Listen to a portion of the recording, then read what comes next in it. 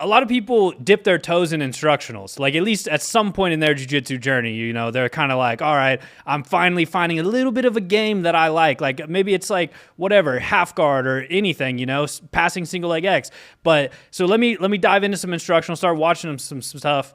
But I think it's very hard for people to kind of like watch instructionals and then actually apply it and then like kind of like hone in and start doing that, at least on like more of a hobbyist level. Obviously pro level people are like, they're super, honed in on that stuff. But I'm curious, like, if you have advice for people on like how to get the most out of watching instructionals. What's the best way to go about actually watching instructionals and kind of like making sure it becomes an actual part of your game and using it now in live roles, in competition? Do you have any advice, I guess, in that world?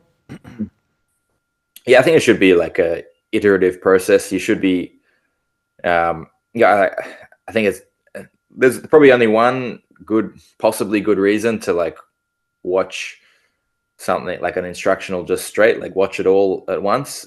Like one possible good reason to that is just so you get an idea of the big picture. You see the whole thing, and then you can come back to it.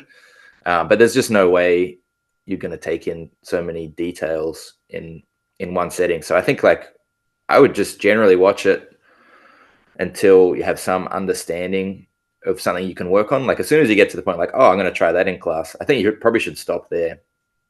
And then you want to actually have that live feedback. And then you can see if there's any sticking points you have. Like if you learn something, you go and it works on everyone.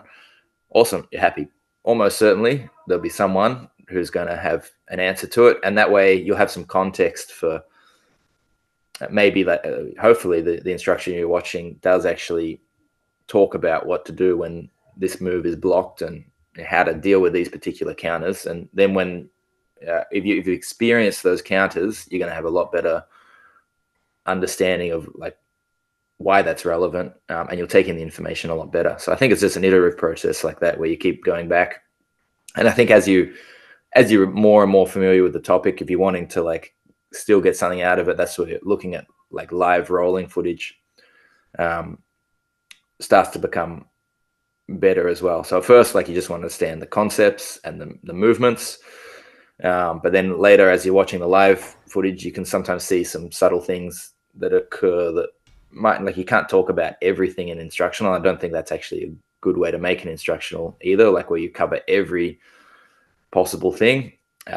Some things it's worth just like visualizing as you see someone rolling, and as you see they do a particular counter this way, you can see how that person reacts to it and deals with it. So that's how I would generally approach it. But I definitely think watching it once is probably not enough if it's a pretty complex topic.